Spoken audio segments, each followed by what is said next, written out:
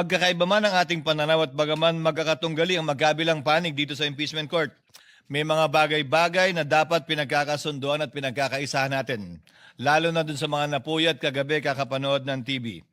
At para sa akin ang isa po dito ay ang tagumpay at kampyonato ng ating magaling at magiting na kababayan na si Alex Ayala sa DC Open. Kaya't sa ngalan ng Senado, ng mga senator judges, mga kawani ng Senado, sa ngalan ng magatunggaling mga partido ng impeachment trial, nais po naming ipabatid ang aming nagkakaisang pagbati kay Binibining Alex Ayala sa kanyang panalo at kampyonato sa DC Open, tunay na ikinararangal at ipinagbubunyikan naming lahat. Congratulations sa iyo, Alex.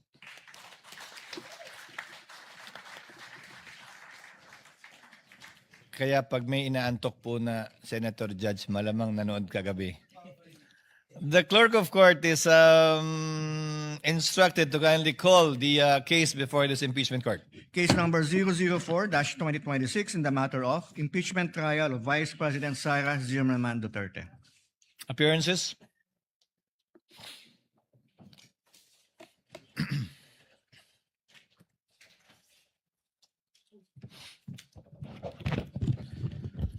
Your Honor, same appearance for the prosecution.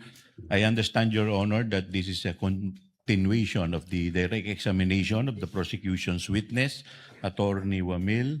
And with that, Your Honor, may we ask that the counsel for the prosecution, Attorney Lorna Kapunan, be recognized. Noted. At the proper time, yes. Counsel for respondent appearances? Same appearance for the respondent accused. Good morning, Your Honors. Good morning. Before the presiding officer calls on the counsel for the panel of prosecutors, Attorney Kapunan, for the continuation of his cross and the witness, the chair would like to ask if the respondent, or rather counsel for respondent, has been furnished with a copy of the motion of the panel of prosecutors with respect to the request for judicial notice. Yes, that is correct, Your Honors. We were furnished yesterday. For your information, counsel, we will hear your arguments for or against it and or a written opposition or agreement with that motion tomorrow. Just to give you advance information before we start the trial, so that you have enough time. Okay, thank you, Your Honor. At this juncture, Chair would now like to recognize, with the permission of the Honorable Chua, the prosecutor, rather the counsel for the panel of prosecutors, Attorney Kapunan, and Chair instructs the clerk of court to bring the witness, Mr. Wamil, before the witness stand.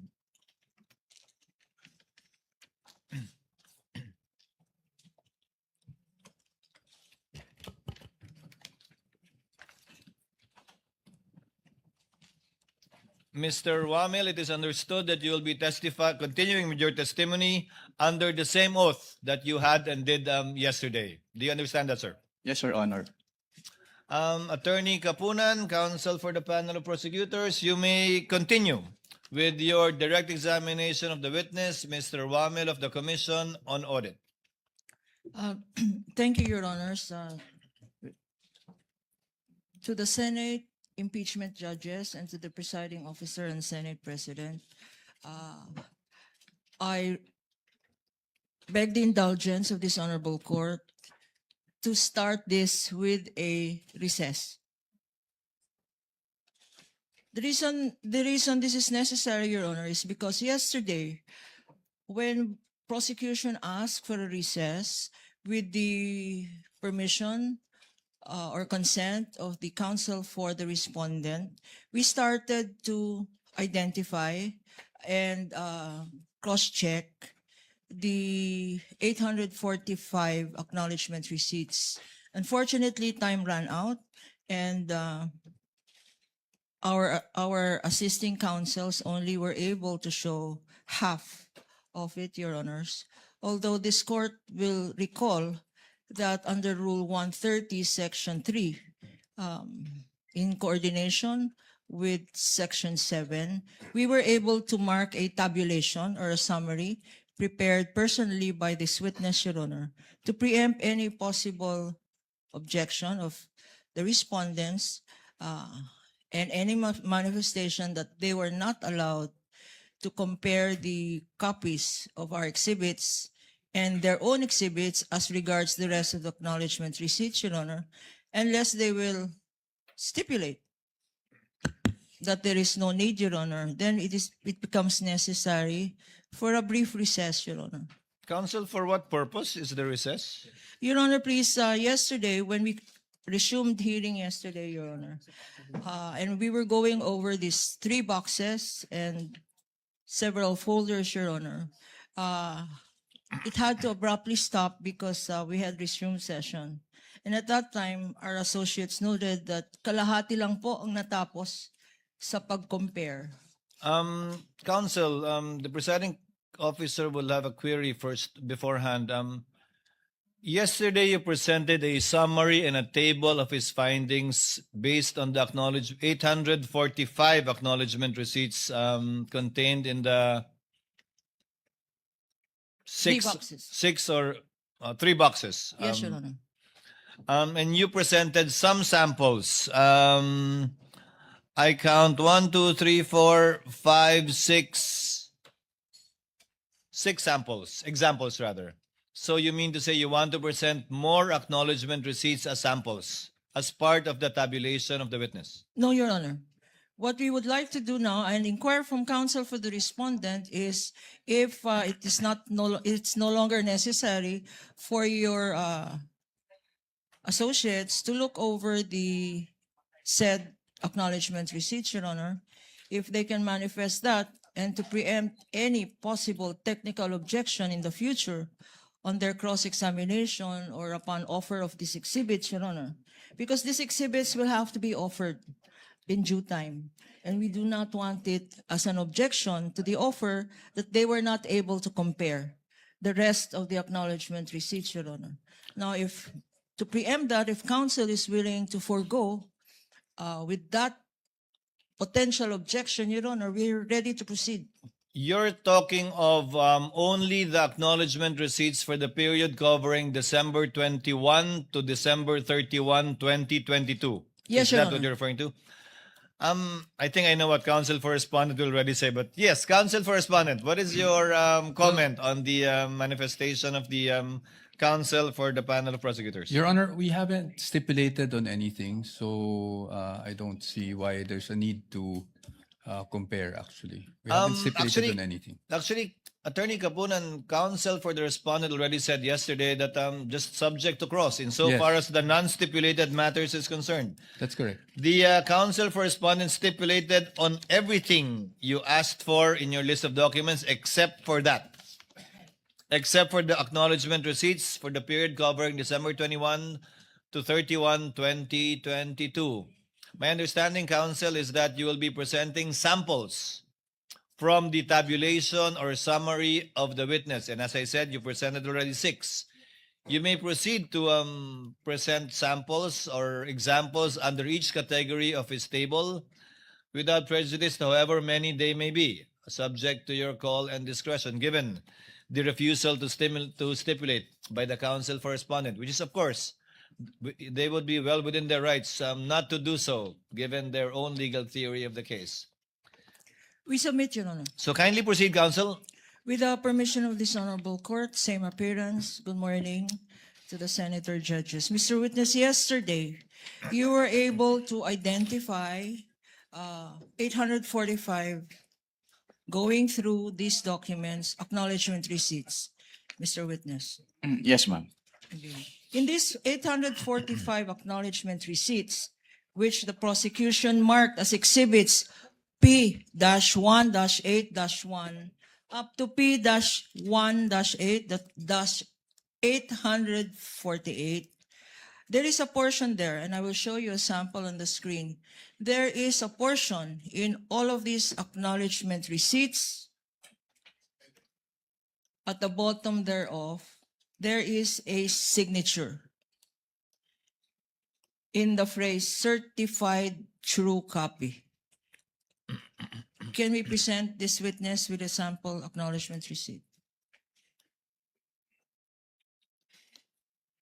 Assisting counsel may approach from both parties. It's still Attorney Peña, right? Yes, Your Honor, and I remember. his mother will be happy again.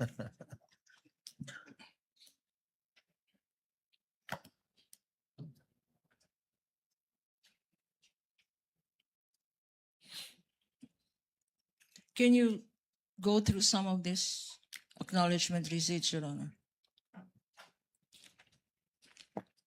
While counsel is showing over these acknowledgement receipts to our witness, Mr. Wamil,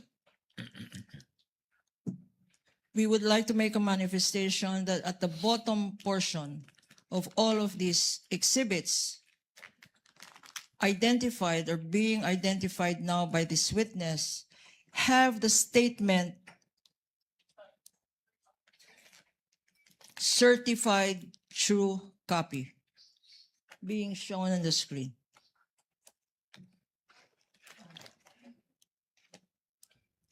Mr. Witness, can you read?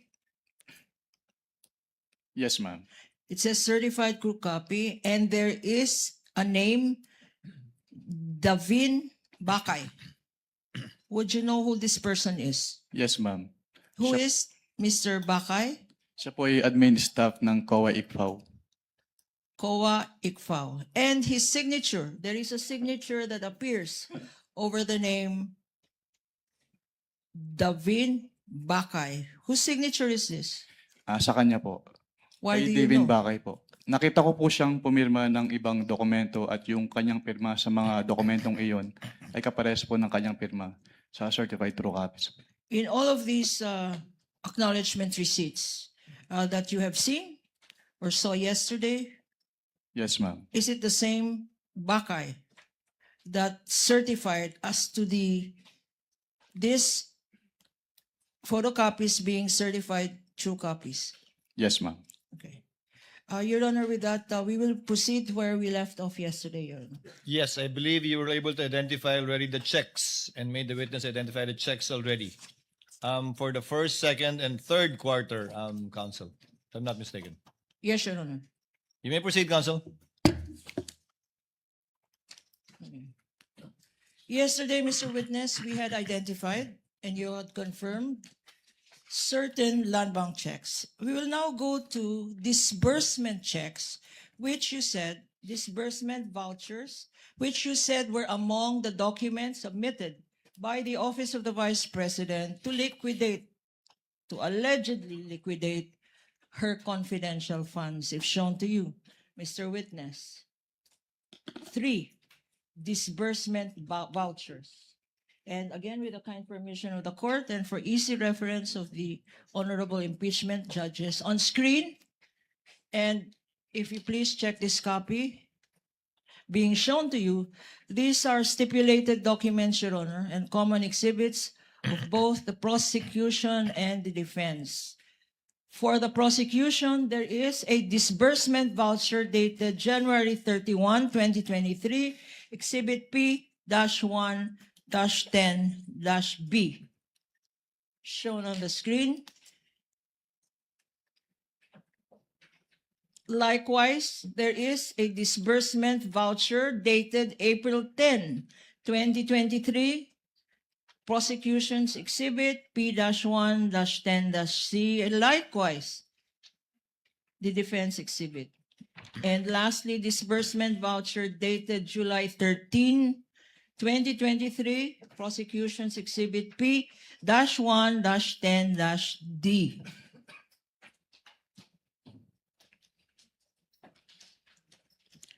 Mr. Witness, With the sinabi, indulgence of counsel, just for the record, the same pieces of evidence identified by the counsel for the panel of prosecutors are also marked, respectively, as D-133-OVP, D-1-57, rather 33 OVP, D-1-57 OVP, and D-1-82 OVP for the respondent.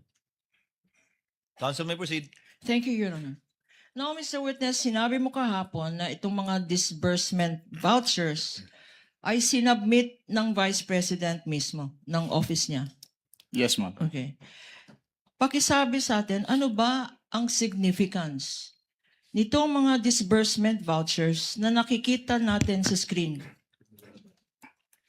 Ang significance po ng disbursement voucher na ito po kasi yung mag-initiate nung kanilang pag-process nung cash advance. At dito rin po nagsacertify yung various signatories nung disbursement voucher. Ang disbursement voucher, sinabi mo, dito nag-uumpisa ang proseso? Yes, ma'am. Anong proseso yun? Ng kanilang pag-withdraw po ng kanilang cash advance for the confidential fund. Withdrawal ng cash advance para saan periods? There are 3 disbursement vouchers shown on the screen and which you had identified. For clarity, ano ang mga periods na kino-cover nitong disbursement vouchers na to? Based on these disbursement vouchers po, ang period covered ay yung first DV, first quarter of 2023, yung second DV, second quarter of 2023, at yung third DV po ay third quarter of 2023. So covered ang 3 quarters ng confidential funds Based on these Now, documents po. based yes. on these documents. We go now to another set. Oh, there is a signature here. Here in the middle, there appears a signature being flashed on the screen. Nakalagay certified expense, cash advance, necessary, lawful, and incurred under my direct supervision. You confirm, Mr. Witness? Yes, ma'am. Whose signature is this, if you know? This is the signature po of the Vice President Sara Duterte. And why do you know that this is her signature? Because the Office of the Vice President submitted po the specimen signatures of the signatories of their documents, and included in that submission po is the specimen signature of the Vice President, and her signature po on that specimen signatures is the same po with her signature on this document. Okay. Nakikita natin yung 3 signature ng Vice President sa disbursement vouchers na yan. What is the significance of her signature in these 3 disbursement vouchers, kung masasabi mo? Based on these documents po, sinertify ni Vice President na yung kanyang cash advances ay kailangan na ayon sa batas at na-incur po under her direct supervision. And ano ang observations mo dito sa 3 disbursement vouchers na to?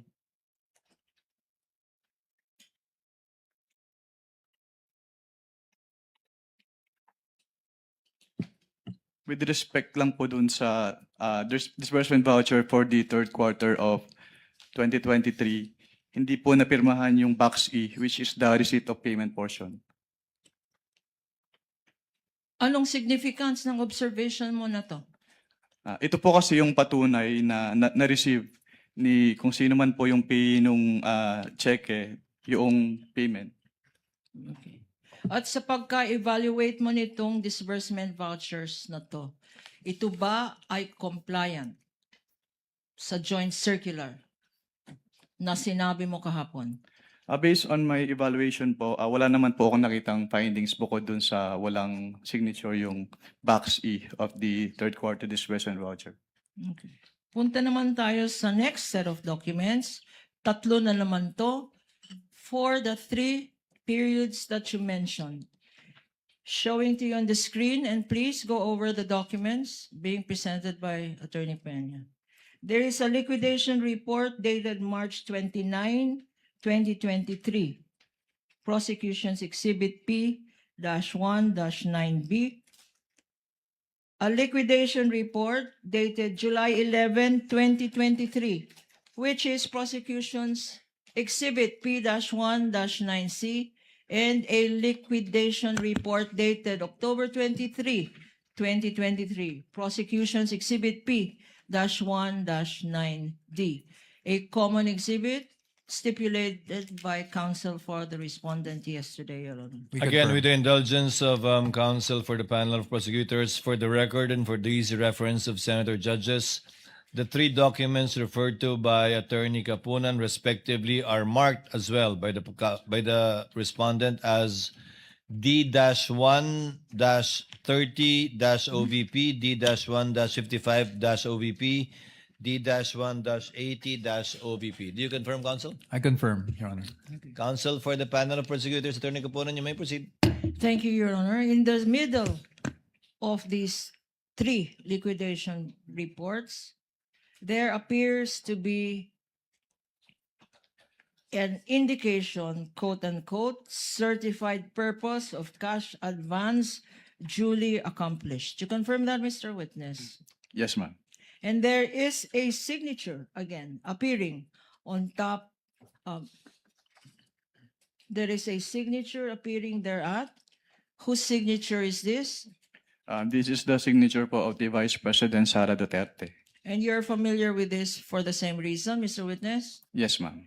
Okay. Now, what is the significance of the statement certified purpose of cash advance duly accomplished with the signature of the Vice President appearing in all of these certifications?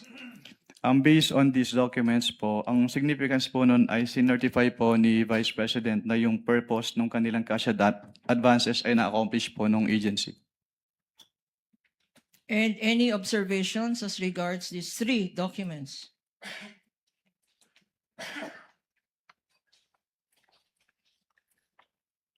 Wala naman po akong nakitang findings about these liquidation reports po. Just for purposes of clarity, itong three documents are similar to the three periods, the first quarter, the second quarter, and the third quarter months that you earlier mentioned, Mr. Witness? Can you repeat the question po, ma'am? Okay. Itong tatlong Itong tatlong dokumento na nakikita mo dyan, para saang period ito? Based on these liquidation reports po, yung first liquidation report, ang period covered ay February 6 to March 29, 2023. Yung second liquidation report po ay April 25 to June 30, 2023. At yung third liquidation report po ay July 14 to September 30, 2023. Okay. Para maalala natin, to remind us, Mr. Witness, for these 3 quarters of the Office of the Vice President for which she submitted liquidation reports, magkano ang amount ng confidential fund per quarter? Based on these documents po, ang amount ng kanilang quarterly cash advance ay 125 million pesos per quarter. Ito ba ay fixed amount? Based on these documents po, yes ma'am. At ito ba ay winidrawn ng buo? Based on these documents po, yes po. Punta naman tayo sa another 3 sets of documents shown on the screen for easy reference and document being shown to the witness to refresh his memory. We have accomplishment report dated March 30, 2023, Prosecution's Exhibit P-1-7-B. Likewise, an accomplishment report dated July 11, 2023, Prosecution's Exhibit P-1-7C, and accomplishment report dated October 9, 2023, Prosecution's Exhibit P-1-7D. Likewise, Your Honor, stipulated documents, common exhibits, both for the prosecution and the respondent or defense. Counsel for respondent, would you like to Yes, identify manifest. for the record the counterpart markings on the part of the respondent? Yes, Your Honors. On the part of the Respectively. respondent, yes, Your Honors. These are marked as Exhibit D-1-74-OVP, D-1-50-OVP, and D-1-99-OVP, Your Honor. For the record. Sorry, if the first one is actually D-1-50-OVP. The second one would be D-74-OVP, And the third one would be D-1-99-OVP, for the record, Your Honor. Council, D-1-50-DE with respect to the 3/30/23 accomplishment report, not D-1-21-DE. For the first quarter, Your Honors, sorry.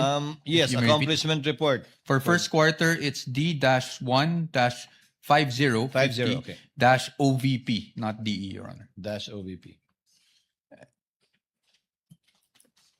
Clerk of Court is instructed to kindly correct our records if at all it is different from what the counsel for respondent manifested. Counsel for the panel of prosecutors, Attorney Caponan, you may proceed, ma'am. Thank you, Your Honor. Now, Mr. Witness, for purposes, para malinawan tayo, ano yung mga periods na kinover ng tatlong accomplishment reports na to? Yung first accomplishment report po, ang nakalagay po na period covered ay February 6 to March 29, 2023. Yung second accomplishment report po, ang nakalagay na period ay April 25 to June 30, 2023. At yung pangatlo po, July 14 to September 30, 2023. So, tatlong quarters ng Office of the Vice President. Tama. Yes, ma'am. Okay. Meron dito, common to all of these exhibits flash on the screen is the phrase approved by. And there is a signature. There is a signature there. Whose signature is this? This is the signature po of the Vice President Sara Duterte. Familiar to you for the same reason, Mr. Yes, ma'am. Witness. And ano ang ibig sabihin ng nakalagay dyan, approved by, at pinirmahan ng Vice President sa tatlong dokumentong ito? Ang ibig sabihin po nito ay inapprove niya kung ano man po yung contents ng kanilang quarterly accomplishment reports. Na-approve ng Vice President mismo. Yes, ma'am. Okay. Now, for our appreciation, punta ngayon tayo sa first quarter. Anong observations mo dito sa nakikita mong first quarter accomplishment report? Based on this first quarter accomplishment report, meron pong dalawang items dito na hindi kasama dun sa allowable confidential expenses under item 4.8 of the Joint Circular 2015-01. Anong ibig sabihin ng hindi allowable? Bawal? Bawal ba? Opo, kasi yung listahan po ng allowable confidential expenses under 4.8 ng Joint Circular ay exclusive. So kapag hindi po kasama doon, hindi po pwedeng paggapitan ng kanilang confidential fund. Aside from itong sinasabi mong bawal na paggamit ng confidential fund appearing in this document, meron ka pa bang ibang observation?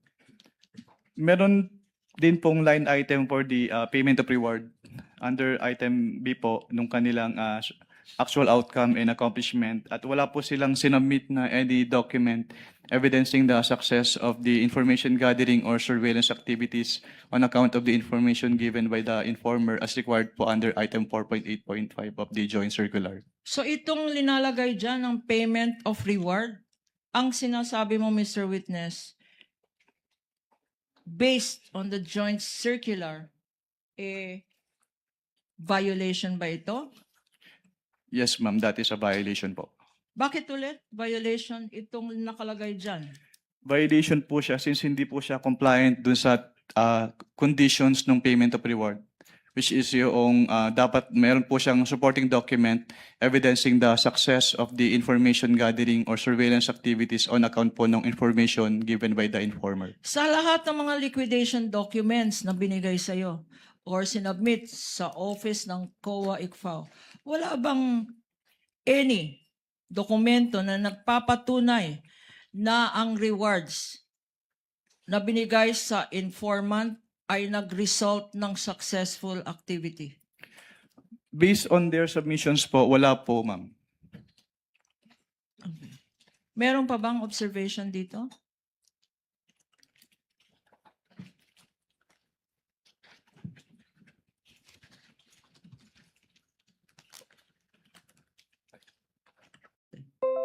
Katulad po nung naunang accomplishment report, meron din po silang line items for provision of medical and food aid at payments of incentive or traveling relative to the confidential operations na hindi po among the allowable confidential expenses under item 4.8 of the Joint Circular 2015-01.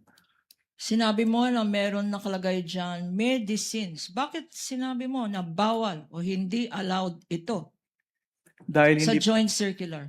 hindi po siya kasama dun sa exclusive list of allowable confidential expenses under item 4.8 po. Ano pa ang na-observe mo dito? Meron din pong line item for the payment of reward for 12 million pesos, pero hindi po siya suportado ng any document evidencing. Your Honor, objection. I beg the indulgence of the... What is the objection of counsel? Your Honor, I gave some leeway earlier to the witness, but we moved to strike out the witness, strike out the answer of the witness as far as the payment of reward is concerned. Kasi ang pinag-uusapan lang naman natin dito, on its face, kung merong mali sa utilization of confidential intelligence funds in terms of the accomplishment report. He is now going into the findings, which is not part and parcel of this form, which is the accomplishment report, Your Honor. So, Not yet part of it. not yet. So what I'm saying is the payment of reward by itself is not a violation. Indicating the payment of reward here by itself is not a violation of the joint circular, Your Honor. Because we are not yet, if at all, at the AOM level Exactly, and or notices. But kindly reform, counsel. Objection sustained. Ito bang payment of rewards kasama dyan sa tinatawag na allowable expense ng confidential funds? Based on item 4.8 po, yes po, subject to the three conditions as enumerated po. Okay. Ano itong three conditions? Under item 4.8.5 of the joint circular, payment of rewards must be made to non-employees of the informers who must be non-employees of the agency concerned, subject first to the approval of the head of the agency, second to the submission of documents evidencing the success of the information gathering or surveillance activities on account given by the informer, and thirdly po, it must be directly related to the confidential operations of the concerned agency. At sa mga requirements na sinabi mo, compliant ba ang Office of the Vice President? Based on their submissions po, hindi po sila nag-submit ng any document evidencing the success po of the information gathering or surveillance activities on account of the information given by the informer. Before we proceed to the third quarter and your further observations dito sa second quarter, magkano ba ang sinabi na amount na ginamit sa confidential funds para sa medicines? Can you repeat the question po? What quarter po? Okay. Magkano ba, if you know? Kasi ikaw nag-evaluate. Magkano ba ang ginastos para sa medicines For what quarter po, ma'am? Sorry. for the second For quarter? the second quarter. Based on this accomplishment report po, yung provision of medical and food aid ay nagkaka-amount po ng 40 million pesos. Magkano ulit? Based po on this accomplishment report, yung provision of medical and food aid ay 40 million pesos po yung amount. Sa first quarter naman, meron bang entry dyan na nakalagay medicines? Meron pong entry dito for provision of medical and food aid for 40 million pesos po. 40 million pesos. 42 million pesos. 42 million pesos ang nakalagay dyan ngayon. Yes, ma'am. Sa accomplishment report na yan, meron bang inattach ang Office of the Vice President? First and second quarter na in-identify, meron ba siyang inattach mga dokumento na nagpapatunay na ginastos talaga yung 42 million na yan for the first quarter and 10 million na yan for the second quarter for medicines alone, Mr. Witness? Meron bang attachment itong accomplishment report na sinubmit? Wala po silang inattach na any document po supporting yung kanilang payment for medicine. Okay. Earlier, minention mo, meron ring gastos for traveling. Magkano naman yun, Mr. Witness? For what quarter po, ma'am? For the first quarter muna. For the first quarter po, yung kanilang payment of incentives or traveling relative to confidential operations ay 10 million pesos po. 10 million pesos. At again, tanong ko, sa expense na 10 million na yan for traveling expenses, meron bang inattach na mga annexes? Diyan, para explain, paano ginastos sa travel ang 10 million? May mga attachments ba? Yung accomplishment report na yan. Wala po silang inattach. Hindi na-explain itong 10 million, Mr. Witness? Walang official receipts attached? Meron ba? Wala pong official receipts na attach. Any other observation sa second quarter?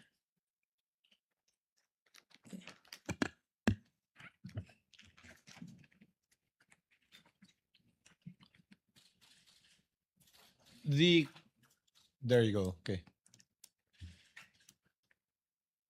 Same lang po with the first quarter yung findings po dito. Sa third quarter naman po tayo pumunta. Exhibit P-1-17-7-D. What are your observations? Ano naman ang masasabi mo dito sa accomplishment report ng Vice President?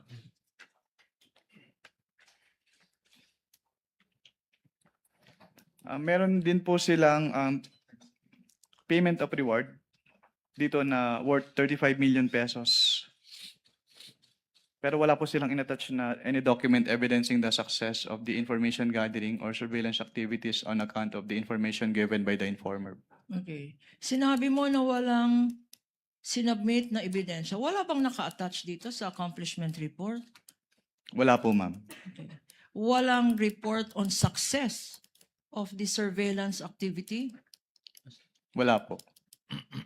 And sa pagkaalam mo, and based on your evaluation of the provisions of the joint circular, compliance audit ito? Compliant ba ito?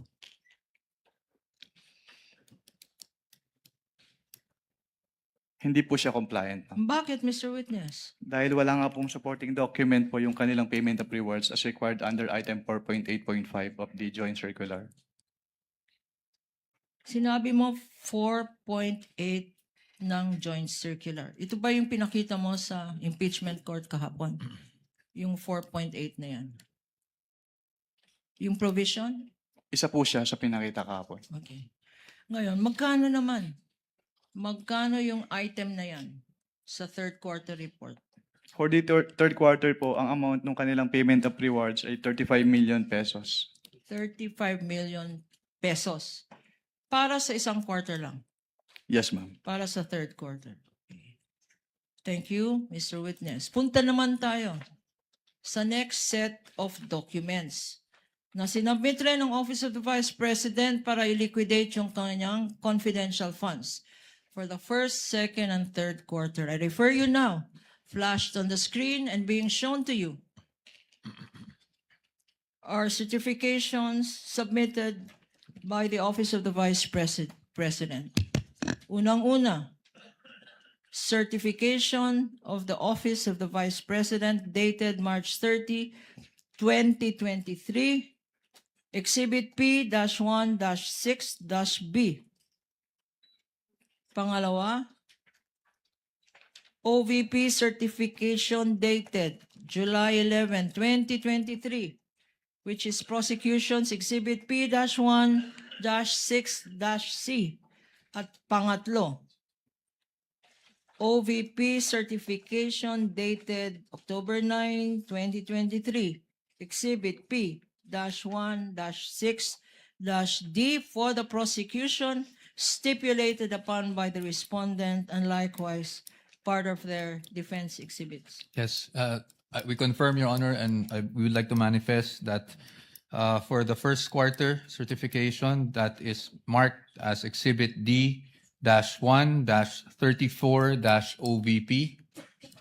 Second quarter, that is Exhibit D-1-58-OVP.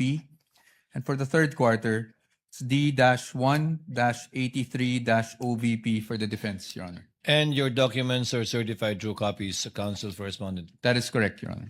Counsel for the panel of prosecutors may proceed. Thank you, Your Honor. Now, please look at these certifications. Meron nakalagay dyan sa bottom ng page, attested. Anong ibig sabihin ng attested? Ang ibig sabihin po ng attested ay verify at confirm po as true nung signatory dito yung contents nung certification. At sino naman ang signatory na nakikita natin sa dokumentong ito? Based on this certification po, si Vice President Sara Duterte.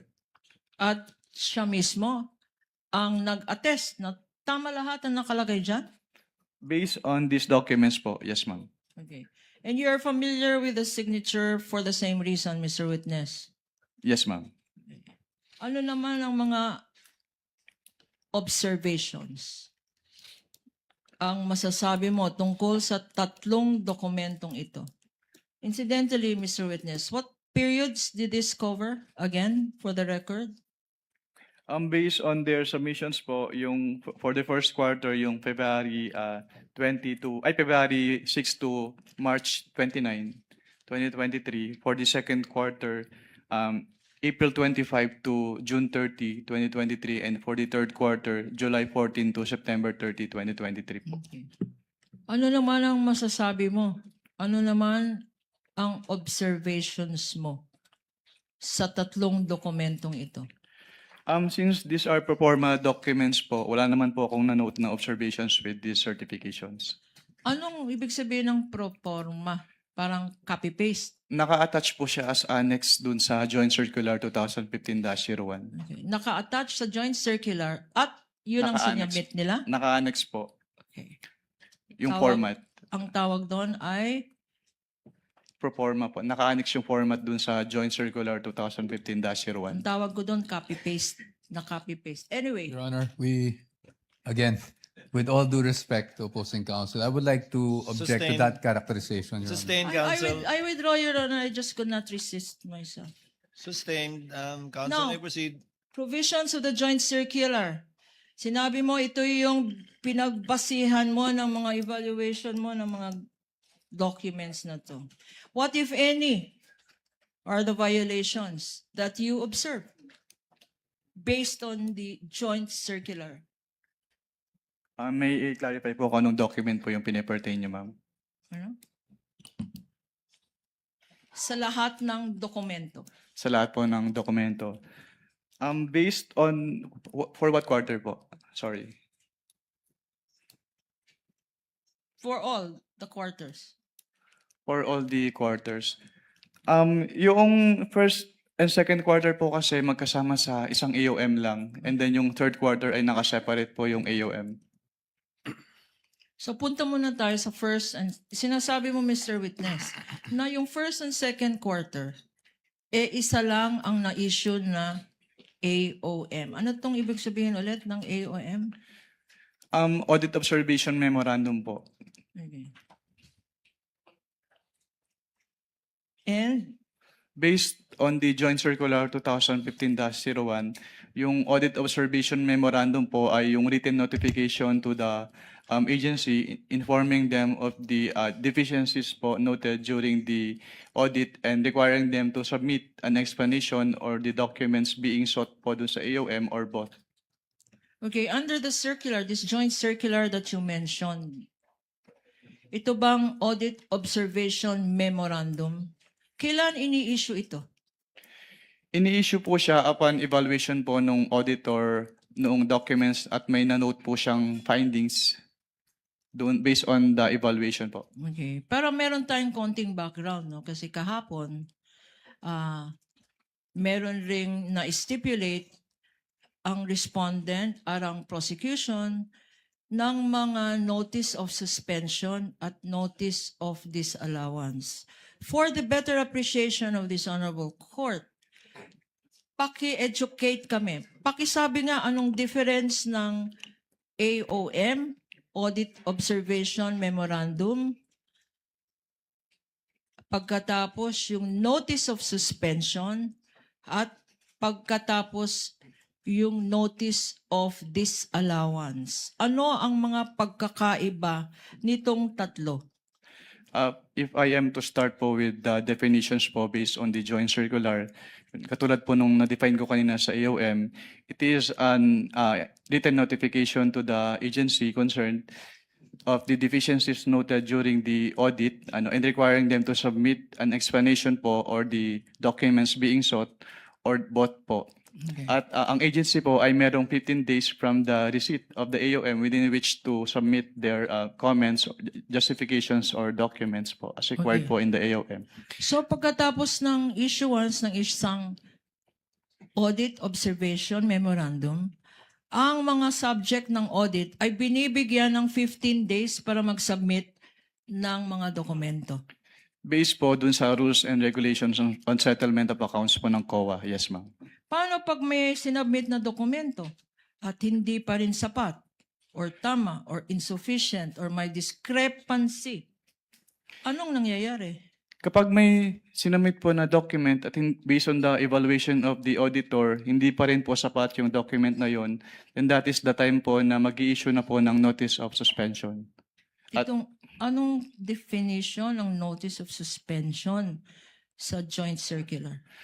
Under the joint circular po, yung notice of suspension is a written notification to the agency head and the accountant informing them of the temporary disallowance po nung disbursement sa audit because it appears that the disbursement is irregular, illegal, or improper and requiring them to submit their justifications or the documents po being sought in the AOM or both. Okay.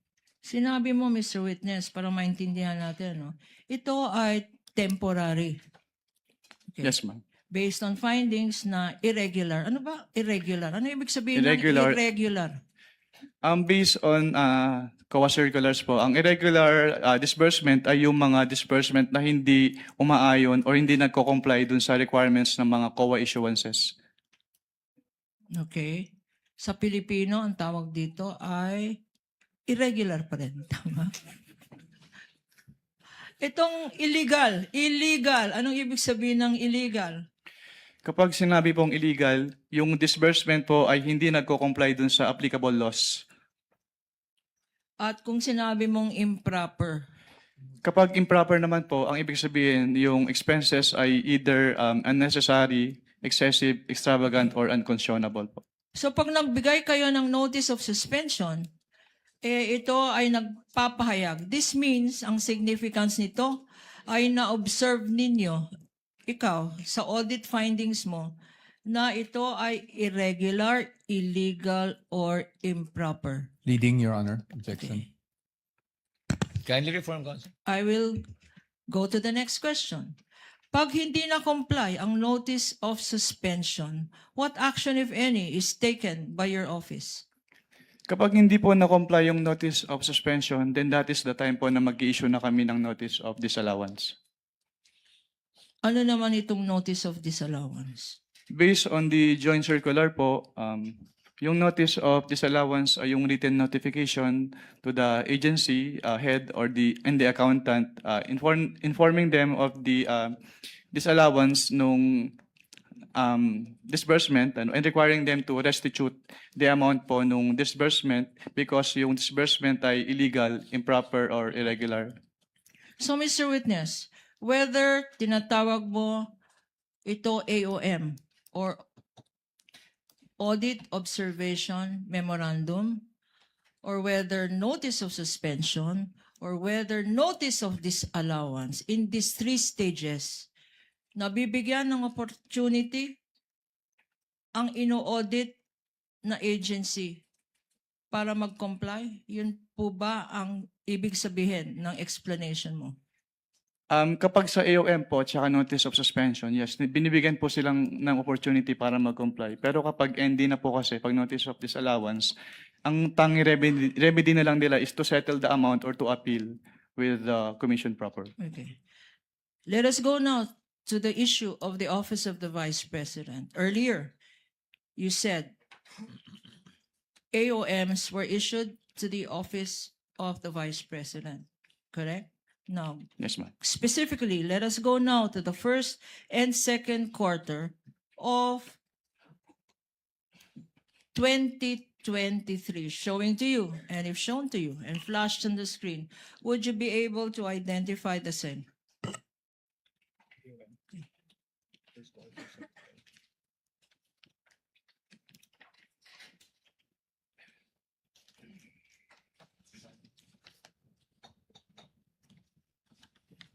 Yes, ma'am. Your Honor, please, for purposes of identification, this again is a stipulated common exhibit. This AOM dated February 1, 2024, corresponding to the first and second quarters, have been identified as Exhibit P-1-12-E for the prosecution. Thank you, Your Honor. On the part of the defense, this was pre-marked as D-1-105-OVP for the information of the Honorable Court. Noted, Attorney Kapunan, may proceed. Please look at this AOM and refresh your memory. What, Mr. Witness, did you observe from this AOM? Yung findings po or observations namin, una po, hindi po nag-submit ng documentary evidence of payments si OBP for the first and second quarters of 2023.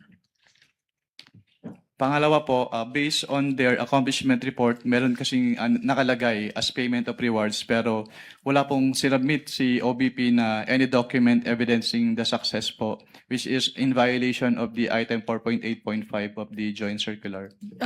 Your Honor, for the better appreciation, Your Honor, and with your permission, this is being flashed on the screen.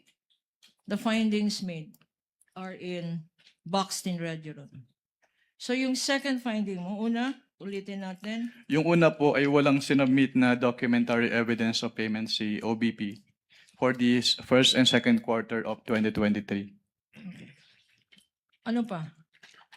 Pangalawa po, dahil may line item for the payment of rewards sa kanilang accomplishment report, wala po silang sinubmit na any document evidencing the success of the information gathering or surveillance activities on account of the information given by the informer in violation po ng item 4.8.5 of the joint circular. Meron mga, before you go to your next observation, Mr. Witness, meron mga amounts stated dyan. For the record, can you read these amounts and what periods they correspond to in terms of payment of rewards? Based on this AOM po, yung 15 million pesos ay binayad as payment of reward noong February 6 to March 29, 2023. At yung 12 million pesos naman po ay binayad as reward noong April 25 to June 30, 2023. And nakalagay dito, non-compliant with item 4.8 from 0.5.b of the joint circular. Why is this non-compliant based on your submissions in your AOM? Yung item 4.8.5.b po kasi, yun yung documentary evidence o yung document evidencing the success of the information gathering or surveillance activities. Pero since wala po silang sinubmit na document na yun, hindi po nag-comply yung kanilang payment of rewards dun sa requirements ng joint circular. Para maintindihan natin, kasi medyo technical to, no? Ano yung evidence of success? Ano ang kino-consider ng office mo na evidence of success? Actually, based dun po sa joint circular, walang any specific document na na-mention. Pero kasi ang tinitingnan po namin is dapat merong causal link yung surveillance activity, yung successful surveillance activity or information gathering at saka yung information given by the informer. Hindi ba confidential itong information na rini-require niya? Confidential ba to? Yung tinatawag mo na causal. Cause at saka effect. Yes, ma'am. Hindi ba yan? Is that confidential information? Since yun po yung requirement ng joint circular, kailangan po nilang i-comply po. Necessary ba ang... Ano ang... No, I will reform. Next question, Mr. Witness.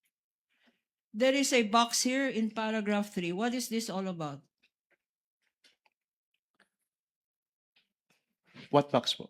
The Sa one being report? shown? Ano ang nakalagay dito? Nakalagay sa paragraph 3 that the amount with reference to medicine and food aid. Please look at your notes and tell us the significance of these findings. Nakalagay po dito sa number 3 na merong items for the provision of medical and food aid at payment of incentives for traveling relative to the confidential operations ng agency doon sa kanilang first and second quarter accomplishment reports. Okay. Meron mga amounts indicated dito. Pakibasa. Yes, ma'am. For the accomplishment report for the period February 6 to March 29, 2023, Magkano ito? sa provision of medical and food aid po, ang nagastos nila ay 42 million pesos. Tapos sa accomplishment report for the April 25 to June 30, 2023, yung nagastos po nila for the provision of medical and food aid ay 40 million pesos po. So, ang total nito, Mr. Witness, para sa period na to ay 42 million plus 40 million. Yes, ma'am. 82 million, Mr. Witness. Based on their submission po, yes, ma'am. Okay, and 82. based on their submissions, did they also attach to their submissions any documents showing or proving payments for medical supplies or food supplies? Wala po. Again, meron pang ibang figures dito, pakibasa, and what are they for? Yung isa naman po, yung February 6 to March 29 period, 10 million po yung binayad for the payment of incentives or traveling relative to the confidential operations. At for the period naman po na April 25 to June 30, 2023, may binayad po na another 10 million for the payment of incentives or traveling relative to the confidential operations. Okay. So sa binasa mo, ang total nito ay 20 million. Yes, ma'am. At itong 20 million ba, may kasamang mga resibo or attachments para patunayan na nagastos tong 20 million para sa travel. Based on their submissions po, wala pong inattach si OBP. Okay. And sa last sentence, ano itong amount na 20 million pesos? Ayan po yung total po nung kanilang payment of incentives or traveling relative to the confidential operations for the first and second quarter po. Okay. Ngayon, meron kang conclusion sa last paragraph. Can you read it? The provision of medical and food aid and payment of incentives or traveling relative to the confidential operations expenses do not fall among those enumerated under item 4.8 of the joint circular. Thus, the same should not be charged against the confidential fund of the agency. At sinasabi mo, ang nature ng listahan sa joint circular ay ano? Exclusive po. Exclusive. Anong ibig sabihin ng exclusive? Bawal ang wala sa listahan. Tama ba yan? Yes, ma'am. Another box item is paragraph number 4. Please refer to your notes as shown on the screen. Anong significance, if any, nitong finding mo sa AOM? Under number 4 po, hindi po naka-indicate sa kanilang physical and financial plan yung specific confidential activities na kanilang paggagamitan po ng kanilang pondo in violation of the item 4.2 of the joint circular. Okay. Itong physical and financial plan, identified to at saka stipulated document ito, tama? Yes, ma'am. Okay. Ngayon, ano ba dapat pag tinitignan ng isang physical and financial plan? Ano ba ang hinahanap dyan? Tinitingnan po Kasama na... ba dyan? Sakop ba niyan ang Christmas party? Paulit po ng tanong. Kasama ba sa physical and financial plan ang Christmas party? Yung agency po ang makapag-answer niyan. Okay, Kasi kasama ba yung dyan? physical and financial plan po kasi ay ginagamit nila to support their allocation. Okay, kasama ba dyan tree planting? It is outside po my authority to answer that since agency lang po ang makakasagot niyan. Okay, kasama ba dyan ang magbibigay ka ng awards? Okay. In the nature of your definition of confidential funds, are these activities considered confidential activities? As an answered, Your Honors, it is beyond the witness authority to If he determine. knows, Your Honor. If he knows, He's competent. He's a competent witness. He's the one who personally evaluated, and he's also a witness may lawyer. answer if he knows. Mr. Rommel, you may answer if you know. If I am to relate po yung sinabi nyo dun sa item 4.8 of the joint circular, hindi po kasama yung mga binanggit nyo dun sa allowable expenses po ng confidential fund. Thank you, Mr. Witness. Punta naman tayo sa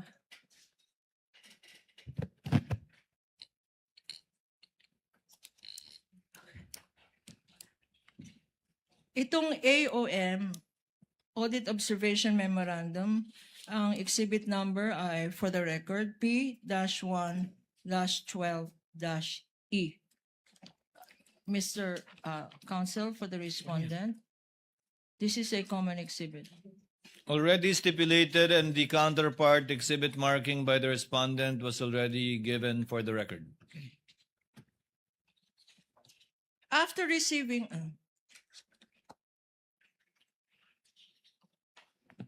Your Honor, may we just clarify if we're referring to the first quarter AOM?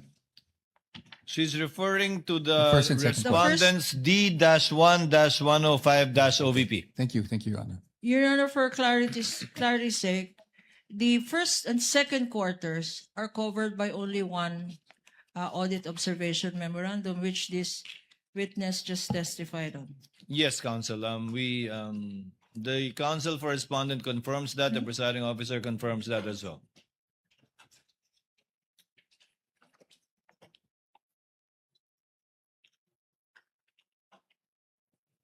What other liquidation documents, Mr. Witness, were submitted to you for the office of the Vice President? We now go to the third quarter. No.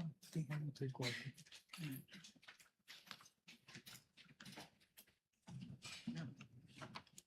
The findings on liquidation.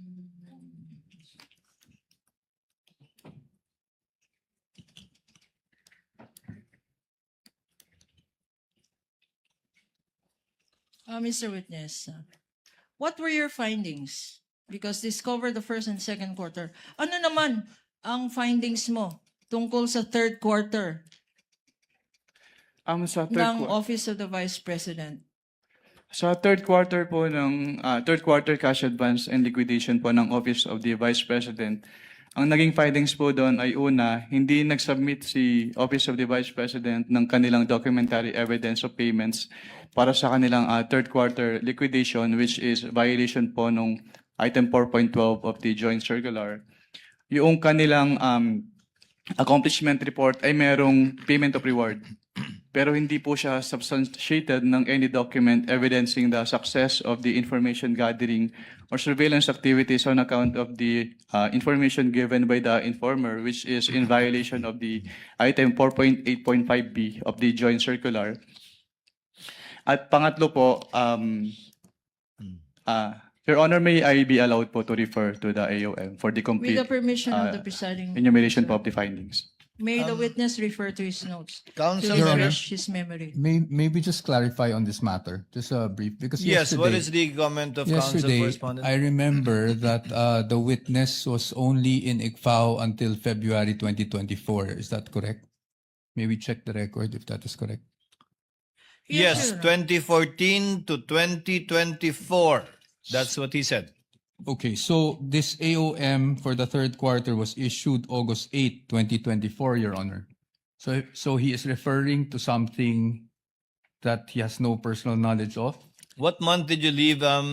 What month did you leave COA ICFAO, Mr. Romil? February of 2024 po. Your Honor, please, this is preliminary.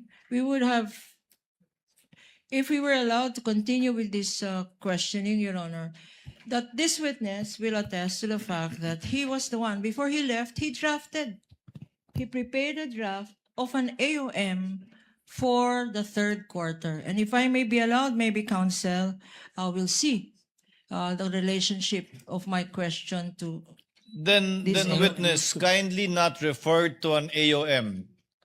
If indeed you prepared a draft, as you will testify on later, you can refer to your notes, but not the AOM. My apologies po, Your Do you Honor. have notes pertaining to the draft you prepared, pertaining to the supposed AOM issued after you left COA ICFAO? I don't have my notes po with me.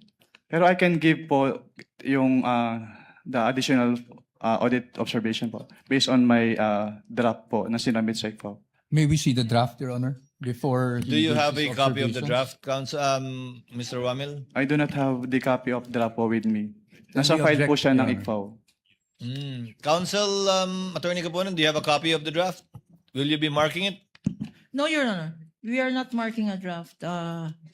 We are just eliciting from this witness testimonial evidence that before he left, he did prepare a draft which he turned over to his successor in the position, Your Honor. And this will be testified to by our next witness, Your Honor. But witness is not allowed by the court to refer to the AOM issued after he already left the office. If he did not bring his notes, then he cannot refer to any other document while he is testifying. We submit, Mr. Subject to those conditions, counsel may proceed. Your Honor, please, we have finished with the Office of the Vice President for the last quarter of 2022, the first, second, and third quarter, and all the liquidation reports submitted by the respondent Vice President to the COA ICFAO office, Your Honor. We will now go to the Department of Education.